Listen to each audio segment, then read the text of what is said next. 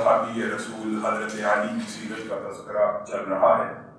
انشاءاللہ اسی تذکرے کو آگے بڑھاتے چلے جائیں گے. لیکن آج 20ویں مہینے کی جو تاریخ آپ پہنچی ہے، اگلے جمعے سے قبل ہی ہمارا سامنا یا ہم اس دن میں ظاہر ہو جائیں گے جن کو اللہ رب العزت زندگی دے گا، جو دن عیسائیوں نے اپنے نبی کی برتھ ڈے کے طور پر سیلیبریٹ کرنا ہے. اور یاد رکھیے، پہلے بھی آپ کے سامنے یہ بات رکھی ہے، عیسائی وہ پہلا مذہب ہے. البتہ مصریوں اور یونانیوں نے سالگرہیں اپنے دیوی اور دیوتاؤں کی منائی ہیں، لیکن آسمانی مذاہب میں سے پہلا مذہب عیسائیت ہے جس نے اپنے نبی کی سالگرہ کو سیلیبریٹ اس انداز میں کیا کہ ان کے یوم پیدائش کو عید قرار دے دیا. یعنی عید میلاد النبی کی ابتدا مذاہب میں، آسمانی مذاہب میں جس نے اس بات کی ابتدا کی وہ کون سا مذہب ہے؟ عیسائیت. اب یہاں پہ بہت سی باتیں سمجھنے والی ہیں میرے بھائیوں. بہت سے ساتھی یہ سوالات کرتے ہیں اور کرتے رہتے ہیں سوشل میڈیا کے اوپر بھی، میڈیا کے اوپر بھی، کہ اس میں حرج کی کیا بات ہے؟ ان کا عید کا دن آ گیا ہے، ان کو اگر ہم عید مبارک کہہ دیں، ہیپی کرسمس کہہ دیں، ان کو ان کے تہوار کے اوپر نیک نیتی سے تہنیتی پیغام دے دیں، اس میں آپ مولویوں کو مسئلہ کیا ہے؟ آپ لوگ اتنے کنزرویٹو کیوں ہیں، متعصب کیوں ہیں؟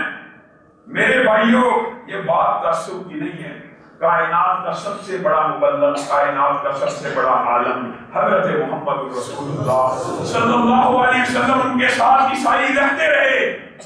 ان عیسائیوں کی زندگی میں یہ تہوار آتا رہا. کیا مبلغ اعظم، کیا رسول مبین نے کبھی ایک مرتبہ بھی زندگی میں ان کو تہنیتی پیغام دیا؟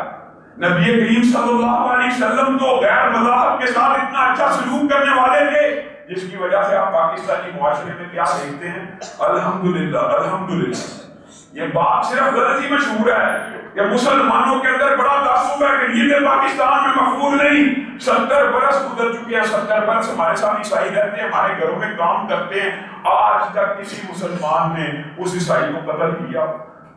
قتل کرنا تو دور کی بات ہے، ان کی شادی بیاہ کے اندر مسلمان ہیلپ کرتے ہیں. اور ہیلپ کے ساتھ ساتھ آپ کو ایک عجیب بات بتاؤں، آپ کے علم میں ہے کہ زکوٰۃ کا ایک مصرف ان عیسائیوں کو بھی لگتا ہے جن کی امید ہو کہ یہ اسلام قبول کر سکتے ہیں. وہ اللہ فضل کرو، پورا ایک مصارف زکوٰۃ کے اندر ایک پورے کا پورا 8 میں سے ایک حصہ ان لوگوں کے لیے ہے کہ جن کو آپ زکوٰۃ دیں اور آپ کے دل میں آئے شاید یہ اس وجہ سے اسلام کے قریب ہو جائے، اسلام کی محبت اس کے دل میں آ جائے، یہ اسلام کو قبول کر لے گا. ان کو پیسے دیے جا سکتے ہیں. اچھا، اگر ان کو زکوٰۃ دی جا سکتی ہے، ان کی مدد کی جا سکتی ہے، ان کے شادی بیاہوں میں آپ اور میں ان کی ہیلپ کرتے ہیں، کبھی ان کے ساتھ ظلم نہیں کیا، تو ان کو عید مبارک یا ہیپی کرسمس کہنے میں کیا حرج ہے؟ تو سنیے، یہ شریعت کا مسئلہ ہے، یہ شریعت کا قانون ہے.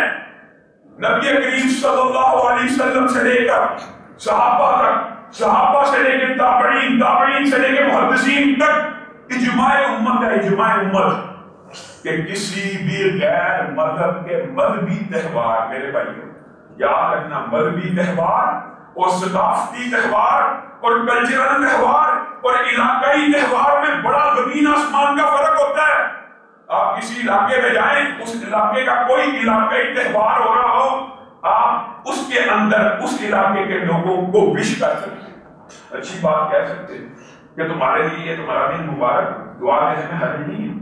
لیکن جس وقت آپ یہ لفظ کہتے ہیں نا ہیپی کرسمس، تو آپ نے ان کے مذہبی تہوار کے اوپر ان کو مبارک دی جس کے بارے میں ان کا عقیدہ کیا ہے؟ نعوذ باللہ، آج کے دن اللہ رب العزت کے ہاں بیٹا پیدا ہوا. ہیپی کرسمس کا لفظی ترجمہ کیا ہے؟ ہیپی کرسمس، تمہیں اللہ کے گھر عیسیٰ کی پیدائش مبارک ہو. نعوذ باللہ. اب بتاؤ یہ مبارک دینا جائز ہو سکتا ہے؟ کیا تمہارا اور میرا یہ عقیدہ ہے کہ اللہ کے گھر میں بیٹا پیدا ہوا ہے؟ انہ تعالی جد ربنا مَتَّخَذَ صَاحِبَةً وَلَا وَلَدًا. تم بیٹے کی بات کرتے ہو. اللہ کو اس بارے میں اتنا غصہ ہے. اللہ کہتا ہے زمین آسمان آپس میں مل جائیں, میں آسمان کو زمین کے اوپر گرا دوں. لوگ کہتے ہیں اللہ نے بیٹا بنایا, اللہ نے بیٹا پکڑا. اللہ بیٹا تو بڑی دور کی بات ہے, بیوی بنانے سے بھی پاک ہے. تو میرے بھائیوں یہ بھی بات یاد رکھو, کرسمس کا جو عقیدہ ہے نا جن لوگوں کا, آپ یہ سمجھتے ہیں اللہ رب العزت نے تو اس آیت میں انہ تعالی جد ربنا متخذ, اللہ نے کسی کو بیٹا بھی نہیں پکڑا. یہاں پہ اللہ تعالیٰ نے لم یلد ولم یولد کا لفظ استعمال نہیں کیا, وہ اللہ نے قل هو اللہ میں استعمال کیا. اللہ نے دونوں چیزوں کی نفی کی ہے. عیسائیوں کے ہاں ایک عقیدہ یہ ہے, کیا عقیدہ؟ اللہ کے ہاں معاذ اللہ بیٹا جنا, نعوذ باللہ. جس طرح انسانوں کے ہاں بچے کی ولادت ہوتی ہے, عیسائیوں کے ہاں یہ بیگوٹن کا لفظ, پیدائش کا لفظ باقاعدہ اس ضمن میں استعمال کیا جاتا ہے, نعوذ باللہ. جیسے اللہ نے نعوذ باللہ کسی کے ساتھ تعلق استعمال کیا اور اس کے نتیجے میں بچہ پیدا ہوا, جیسے عام مخلوقات کے ہاں بچہ پیدا ہوا. اور دوسرا لفظ کیا ہے بائبل کے اندر 12 تحریر شدہ میں, وہ ہلکا ہے, وہ جننے سے ہلکا ہے کہ اللہ رب العزت کا یہ ساری انسانیت اللہ کے بچے ہیں. ابراہیم بھی اللہ کا بیٹا ہے, آدم بھی اللہ کا بیٹا, سلمان بھی. اللہ رب العزت نے اس بات کی بھی نفی کی ہے متخذ, اللہ نے بنایا بھی نہیں, جنا بھی نہیں اور کسی کو پکڑا بھی نہیں. اللہ تعالیٰ کے لائق نہیں وہ کسی کو اپنا بیٹا کہے. قل ان کان للرحمن ولد, پیارے حبیب صلی اللہ علیہ وسلم آپ اعلان کر دیجئے, کیا اعلان کر دیجئے, اگر اللہ کا کوئی بیٹا ہوتا فانا اول العابدین, تو میں محمد صلی اللہ علیہ وسلم سب سے پہلے اس کو سجدہ کر دیتا, کیونکہ اللہ کا بیٹا بھی عبادت کے لائق ہوتا. یہ نہیں ہو سکتا کہ اللہ بیٹا پیدا کرے اور اس کی عبادت نہ ہو. اور عیسیٰ کو اللہ کیا کہتے ہیں, عیسائی لوگ بھی, عیسائیوں کو بھی سوچنا چاہیے. ایک طرف خدا کا بیٹا, پھر خدا, کبھی کہتے ہیں ابن خدا, کبھی کہتے ہیں خود خدا, عجیب و غریب فلسفہ ہے. عیسائیوں کو بھی ہوش کے نام لینے چاہیے میرے بھائیوں. اللہ رب العزت نے یقین مانیے قرآن پاک کے اندر توحید کا ایسا عظیم الشان نظارہ پیش کیا ہے. ویسے تو اللہ رب العزت نے حضرت عیسیٰ کو پیدا معجزے کے طور پہ کیا, اور اتنا مسئلہ عیسیٰ عند اللہ کا مسئلہ آدم, اللہ نے کہا ہے کہ عیسیٰ کی مثال اللہ کے آدم جیسی ہے, جیسے ان کو بن ماں اور باپ کے پیدا کر دیا, ان کو بن باپ کے پیدا کر دیا. لیکن اللہ رب العزت نے لوگوں کے اشکالات کو دور کرنے کے لیے میرے بھائیوں آج آپ جائیے سورۃ مریم کی ابتدا کیجیے, صرف پہلی 10 آیات کا ترجمہ پڑھ لیجیے. اللہ کی قسم اللہ نے توحید کا کتنا عظیم الشان نمونہ اس سورت میں نازل کیا.